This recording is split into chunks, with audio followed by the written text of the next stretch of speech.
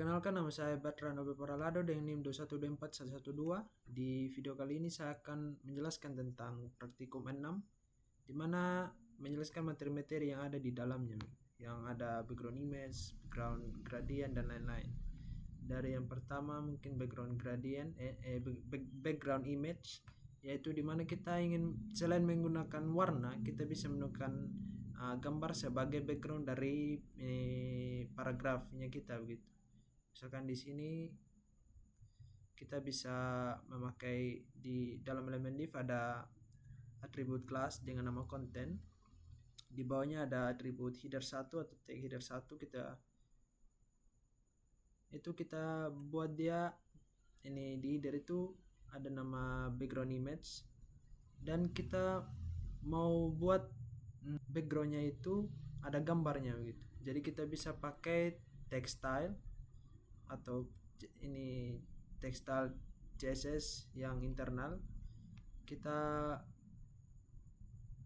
panggil ini kelasnya itu, nama kelas ya content, titik content. Terus kita bisa tambahkan background image dengan tag background image URL. Kita taruh ini di mana ini foto ini ada di folder mana gitu, dengan nama dari ini fotonya yang saya contohkan. Misalkan saya hapus yang ini, misalkan tadi fotonya ada di dalam folder gambar. Kita bisa pilih karena di sini saya sudah punya foldernya, dan di folder sini ada banyak gambar, ada banyak file dari gambarnya dia. Kita bisa pilih salah satu, atau tadi kan gambar pohon di pantai, coba kita pilih yang di atas. Ini gambar gereja, coba kita taruh.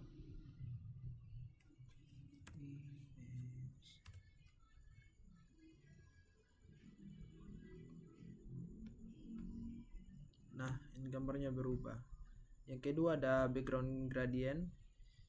Ini sama juga seperti background image kita, tapi di sini kita menambahkan warna, bukan foto. Kita menambahkan warna. Dia warnanya itu gradient atau dia kayak bercampur begitu. Di sini sama kita pakai ini tag background image juga, dengan kita bisa atur padding, width, height-nya. Background repeat itu untuk mengulang, background size itu untuk size dari backgroundnya sendiri. Selanjutnya ada opacity. Opacity itu seperti terang tidaknya dari warna gitu. Misalkan kalau kita edit foto atau video di ini Adobe Photoshop, kita mau atau kita menggunakan tinta, kita mau tintanya itu terang atau tidak, itu menggunakan opacity. Nah, di VSS di HTML juga kita bisa menggunakan opacity untuk mengatur terang tidaknya kita punya ini objek yang akan objeknya kita begitu. Misalkan, tapi itu menggunakan style CSS ya. Jadi seperti ini, bisa dilihat gambarnya itu tidak terlalu terang, dia kayak sedikit pudar karena opacity-nya itu kita buat opacity-nya kita buat sedikit turun. Misalkan di sini kalau kita hapus opacity-nya, dia akan kembali seperti normal. Jadi gunanya opacity ini untuk seperti tadi kita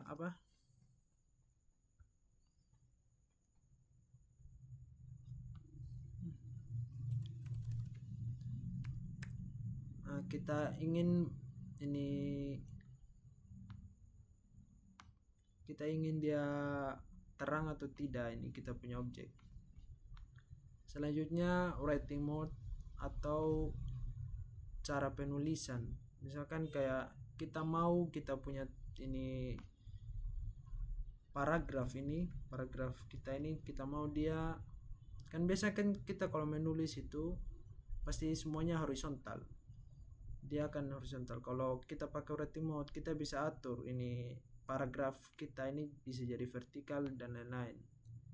Misalkan di sini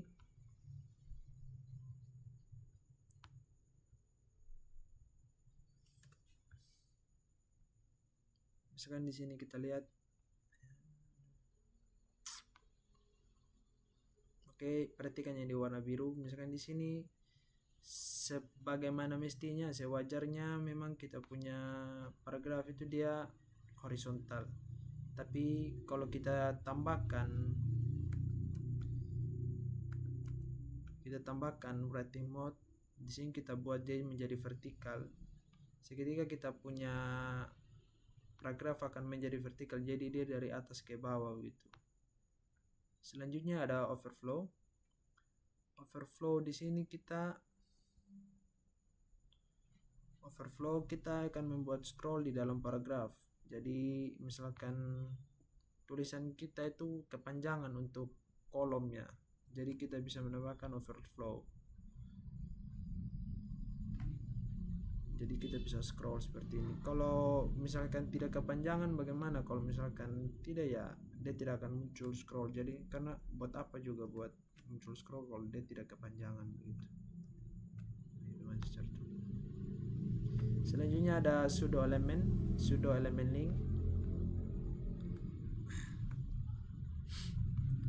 Pseudo element link ini untuk kita menambahkan link di dalam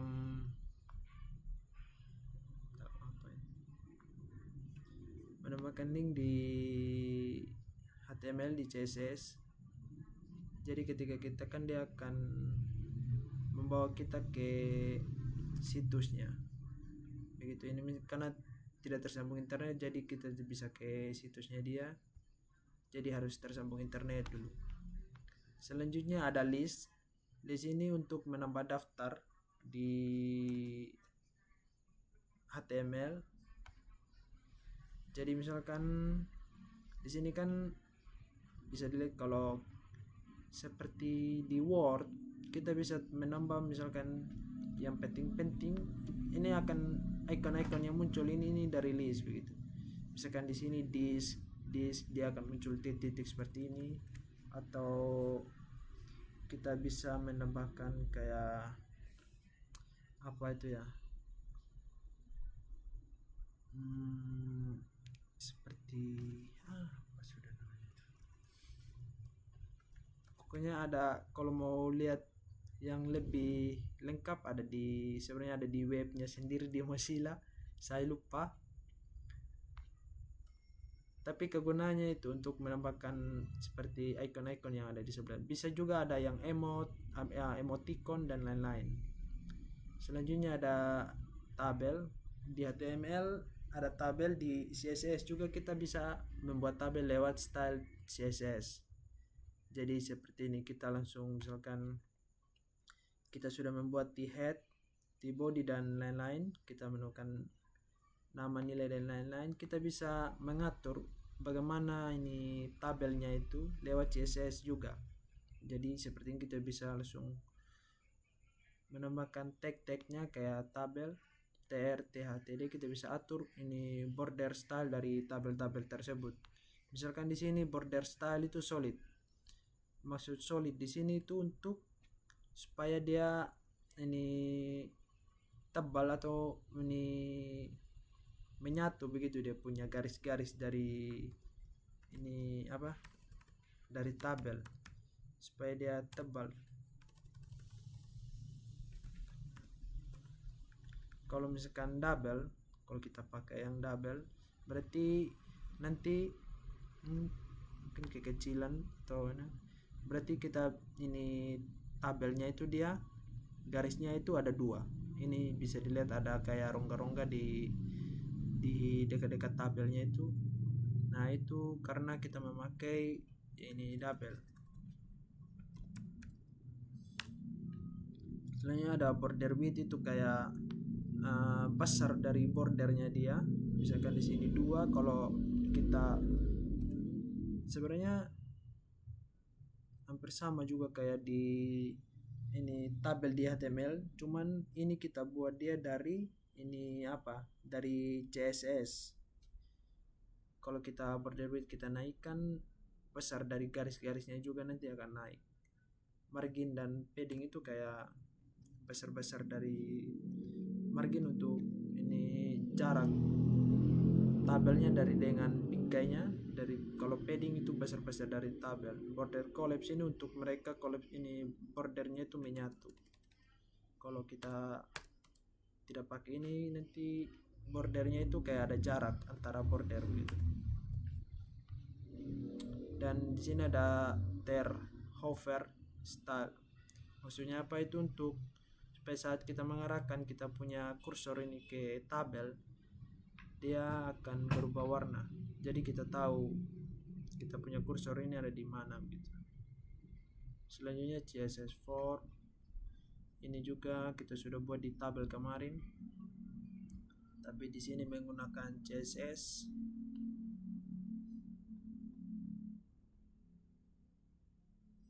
Gunanya untuk form, untuk mengisi form. Jadi seperti ini. Selanjutnya ada konten.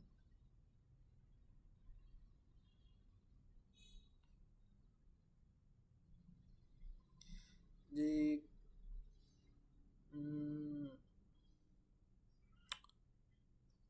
konten itu untuk mengubah isi dari elemen. Jadi kita bisa misalkan di sini kita sudah buat stylenya di CSS ini internalnya itu kita buat konten, kita bisa nanti tinggal kita panggil dia di bawah sini.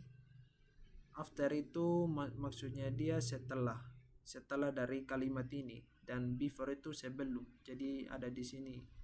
Kalau misalkan kita hapus, misalkan umbunya kita hapus, itu dia terhapus. Selanjutnya counter ini biasa kita lihat, kalau di sini bisa kita lihat di Word. Itu artinya dia untuk menghitung. Jadi misalkan di sini ada judul, subjudul dan judul kita sudah buat di sini. Dan kita mau misalkan kayak di Word biasa kita judulnya itu kita ada subjudulnya dia. Jadi kan biasa ada muncul kayak angka 1.1, 1.2. Nah, di sini counter ini gunanya untuk itu. Misalkan kita sudah mengatur counter set judulnya itu dimulai dari 0. Nah, jadi satu kita taruh di H1-nya itu mungkin ada judul, subjudulnya dia. Counter increment itu maksudnya dari namanya saja increment, artinya dia selalu naik. Jadi nanti akan menjumlahkan, bertambah begitu. Misalkan di sini judulnya 1. Pas kita tulis judul lagi, nanti kita menggunakan H1 judul, dia akan langsung ini menjumlahkan sendiri atau nilainya naik menjadi 2 begitu. Sama juga dengan subjudul di H2 di sini. Nah, itu. Selanjutnya ada filter. Seperti dari namanya kayak filter, artinya kita ingin menambahkan kayak apa efek dari kita punya ini apa. Ini dari codingannya kita di sini. Jadi misalkan di sini kita melakukan efek blur atau filter blur kepada gambar dan paragraf kita. Kita bisa menggunakan CSS internal juga. Jadi kita bisa mengatur di sini. Misalkan di sini sudah paragraf lorem ipsum. Kita bisa atur ini blurnya itu mau seberapa banyak. Misalkan di sini kita taruh 1. Itu lihat dia langsung blur. Itu gunanya filter. Selanjutnya ada import. Import itu kita untuk mengimport style CSS. Biasakan dari background image, background gradient itu kita buat ini stylenya di dalam ini satu dengan file HTML-nya dia gitu. Tapi kalau di sini kita bisa juga mengimport ini stylenya dia dari luar file HTML. Di sini kita buat file CSS-nya sendiri. Di sini saya beri nama Hello CSS. Kita sudah buat di sini kan tag header satunya ada isi paragraf. Header 2 nya juga ada isi paragraf. Jadi kita ingin memberi ini style kepada H1 dan H2 di sini. Kita bisa ini gunakan ini CSS eksternal. Kita bisa buat ini file ini eksternal, file CSS.